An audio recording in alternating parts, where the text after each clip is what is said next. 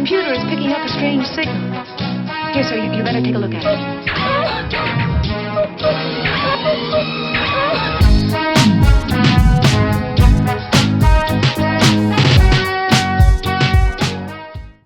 Hello dear listener, and welcome to episode 64 of Life Through a Prism with your host Rob Tierney. In this episode we're going to look at natural disasters and disability. First article we are going to take a look at is from the Disability Advocacy Network, Australia. Links to the articles we look at today will be in the show notes. Issue Spotlight: Emergency Planning and Crisis Response for People with Disability. Prior to 2018, there were few studies that examined the topic of emergency planning and crisis response from a disabilities perspective. An integrative review published in the July 2018 edition of the Australian Journal of Emergency Management found there were no studies that explored the lived experience of people with disability within the Australian context. The studies that were available showed a recurrent theme that people with disability lack support to prepare, evacuate and recover from a disaster event. In 2022, the landscape of emergency planning and crisis response is dramatically different. The body of knowledge has grown since 2015, with initiatives across Australia producing resources, data and analysis on the topic. Alongside this, 2019 and 2020 saw the summer bushfire crisis and the global COVID-19 pandemic expose gaps in government responses, providing data that will inform policy and practices. This article presents resources that have been developed around emergency planning and crisis responses that consider the needs of and barriers facing marginalised communities and isolated individuals with disability. The Sendai Framework, an international framework that includes people with disability. The development of emergency planning and crisis response for people with disability has gained momentum both in Australia and globally since the endorsement of the Sendai Framework for Disaster Risk Reduction 2015 to 2030. This framework provides the global blueprint for building the world's resilience to disasters. The Sendai Framework is the first international agreement on disaster management to include the needs of people with disabilities. The guiding principles include that a disabilities perspective should be integrated in all policies and practices, and that disaggregated data on disability should be included in a multi-hazard approach and inclusive risk-informed decision-making. Disability Inclusive Disaster Risk Reduction, or DIDRR, a relatively new phenomenon. The term Disability Inclusive Disaster Risk Reduction is used to describe activities that support the inclusion of people with disability in disaster and emergency planning. In Australia, there are now many projects, strategies and initiatives that examine and employ DIDRR principles. One professor who has championed projects in the field of DIDRR is Associate Professor at University of Sydney, Michelle Villeneuve, who leads a Disability Inclusive Community Development Research Workstream at the Centre for Disability Research and Policy. Her joint projects with the University of Sydney Centre for Disability Research and Policy are now brought together in one resource, Collaborating for Inclusion. Collaborating for Inclusion features projects where the University of Sydney Centre for Disability Research and Policy partnered with disability advocacy and community organisations that apply DIDRR principles. These projects include Clearing a Path. Disability Advocacy Resource Unit, or DARU, hosted the Disability and Disaster Resilience Forum, hosted by DARU on the 27th of August 2020, and jointly published an issues paper with VCOS to be used by disability advocates and peak organisations to advocate for change toward disability inclusion in disaster risk reduction. The PSEP Workbook. Queenslanders with Disability Network, QDN, and Community Services Industry Alliance, CSIA, co-designed a disaster preparedness planning guide for people with disability, which was featured in the Conversations article. 3 things we can now do to help people with disability prepare for disaster. And we will look at that article later on. Leave Nobody Behind, New South Wales. Inclusive Disaster Risk Management project funded by the Australian Research Council and the New South Wales Government through Resilience New South Wales, formerly Office of Emergency Management.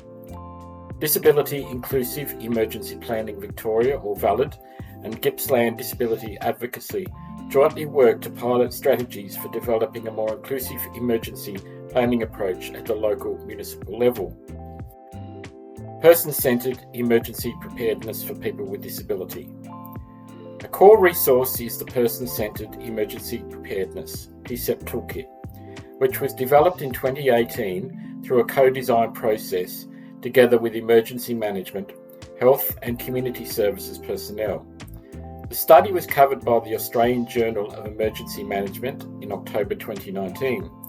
Increasing Involvement of People with Disability, Australian Journal of Emergency Management.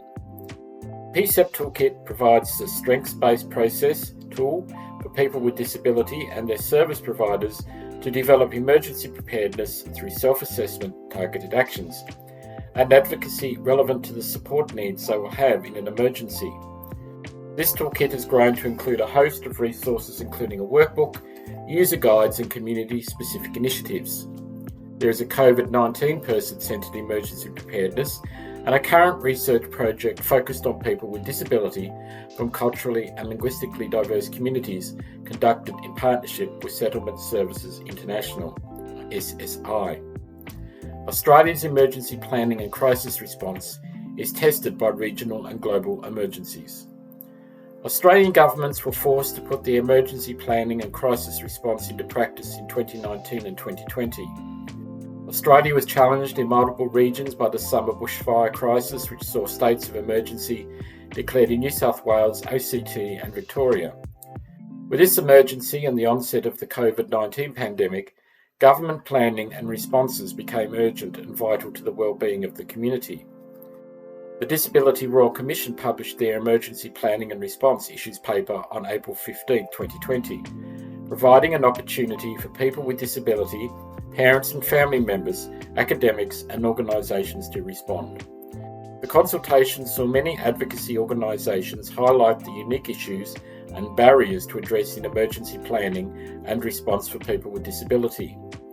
Many responses have reflected a sentiment that people with disability were being left behind and overlooked across government emergency planning responses. The Royal Commission held the public hearing on experiences of people with disability during the ongoing COVID-19 pandemic in Sydney in August 2020. I published their findings in a report in November. The report stated, "The evidence of public hearing 5 echoed what people with disability were telling the Royal Commission. From the very outset of the pandemic, people with disability were extremely anxious, stressed and frightened, as they found themselves severely affected by an unprecedented health crisis." The report makes 22 wide-range recommendations in light of evidence from people with disability, advocates, experts and government representatives. Advocacy for emergency planning and crisis response for people with disability in 2022. This year, disability advocacy organisations made calls to action for better emergency planning and crisis responses from Australian Government, and these calls were covered by the media. Australian disability advocates also took the opportunity to present at international events around the topic of emergency planning and people with disability. In March 2022, a coalition of 40 leading disability rights, advocacy and peak body organisations, including DANA, endorsed a pre-election open letter to politicians across the country demanding a new approach and more resources for improving disaster and emergency responses for people with disability. In April, The Guardian referenced this call to action and featured Giancarlo Di Vera, Senior Manager of Policy at People with Disability Australia, or PWDA, in a report highlighting the lack of support provided for people with disability during the New South Wales and Queensland floods. A delegation presented to the United Nations in June 2022 at 15th session of the Conference of States Parties to the Convention on the Rights of Persons with Disabilities where the themes included building disability-inclusive and participatory societies in the COVID context and beyond. Delegate and advocate Kelly Cox, in collaboration with PWDA and Cloudcatcher Media, presented a 24-page booklet of stories from Northern Rivers residents who had struggled during the floods and in the aftermath and recovery, the impact of climate change and natural disaster on disabled people. In September 2022, Brisbane hosted the Asia Pacific Ministerial Conference on Disaster Risk Reduction through a partnership between Australia and the United Nations Office for Disaster Risk Reduction. The conference program featured a number of spotlight events and panels where disability leaders from across the region spoke about disability, inclusive disaster risk reduction. The University of Sydney Centre for Disability Research and Policy, CBM Australia and PWD Australia joined hosted a networked lunch to discuss the ways in which we can support each other in raising awareness of the importance of DIDRR. The future of emergency planning and crisis responses for people with disability in Australia. Australia has made steps towards improving their emergency planning and crisis response for people with disability.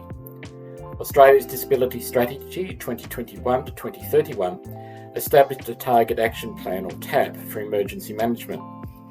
The Emergency Management TAP sets out key actions to make real progress on improving the outcomes of people with disability affected by national emergencies.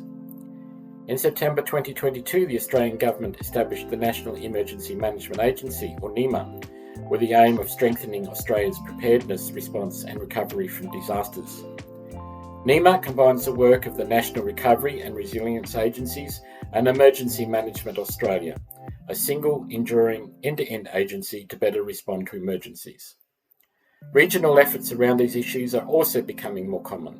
For example, a report by the Star Journal reported on the Greater Dandenong Council's Disability and Climate Change Workshop in June 2022, where disability advocates proposed solutions to better include people with a disability in a discussion around climate adaptation. The University of Sydney is carrying out ongoing consultations through various national surveys to understand the level of emergency preparedness among people with disabilities, carers, health and social care organisations and frontline staff and volunteers. The collaborative work of academics, advocacy organisations, community and government has ensured that the conversation will continue around DIDDR. Advocacy organisations will continue to play a core role in ensuring inclusion of people with disability in Australia's emergency planning and crisis response policy and implementation. We'll leave it there for today, listeners, and we'll continue the conversation in the next episode. Till next time, take care and bye for now.